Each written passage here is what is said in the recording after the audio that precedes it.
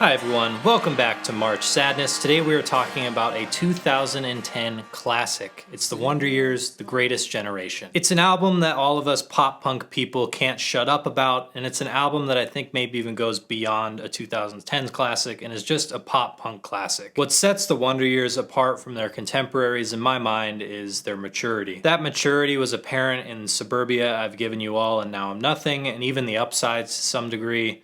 But it was undeniable in The Greatest Generation. And you know, I still listen to and love my bubblegum pop punk. There's plenty of those kinds of albums that I'll be talking about in March Sadness, so be sure to subscribe and stick around for those, because I'm not above saying that I love The Story So Far or Man Overboard, but there are a precious few albums where revisiting them like I am in this video series is just as special as experiencing it for the first time. And it's been 10 years since The Greatest Generation came out, if you can believe it. You and I have gone through a lot in the last 10 years, presumably, and that's gonna alter the lens that we listen to this album through. This album opens with a song that I've always associated with being awkward. Being in the wrong place, saying the wrong things, laughing at the wrong times. Nowadays, I just say that this song is about social anxiety, but when this came out a decade ago, I didn't know what that was. But I do remember that a decade ago, this album made me feel good and heard and special, but in a cathartic, nobody understands me kind of way. These days, laughing at the wrong times and being socially awkward and different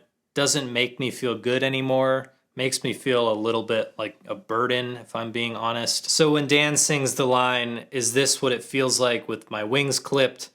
it kind of hurts for me to hear because it prods at a very deep insecurity that I've had for a long time. Personal connection with this song aside, this is a masterful opener. This album never seems concerned about getting us to an unforgettable chorus by ripping through lackluster verses. It focuses more on emotions and storytelling. The closest thing that we get to a single is passing through a screen door. But the memorable part isn't a chorus, it's the pullback mid-song that ramps right back up into the climax of this track. Dan Campbell's lyrics really, and I mean really, elevate this album for me. Everything around the lyrics is good, it's really good, but without this lyricism, I wouldn't be nearly as sold on The Greatest Generation as I am. Instrumentally, the Wonder Years have a distinct sound.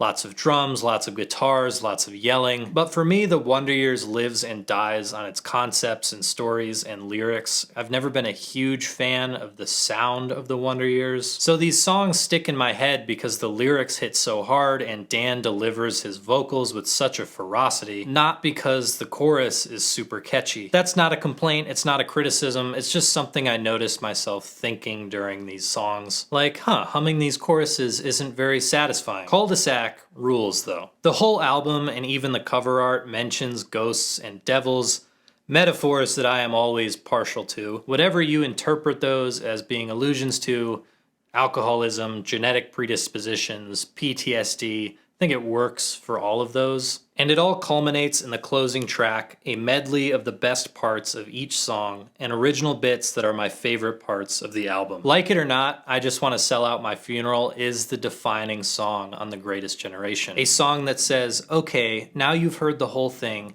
now we've got you where we want you, let's see how you handle the biggest moments on an album in the form of a boss rush. The Greatest Generation ends with a triumphant rejection of the devil on your shoulder, an acceptance that despite clipped wings, shaky hands, and being haunted, you make peace with the fact that you're just doing your best. Moments like this are where the Wonder Years sound shines bright.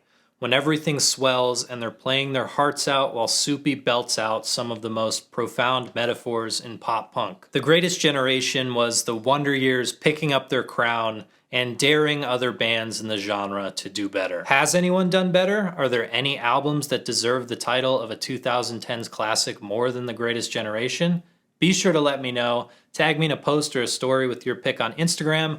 I'll be giving a special prize away at the end of March Madness. Thank you for watching. I really hope to see you tomorrow for day 4 of March Sadness. Here's the schedule, and I'll see you then.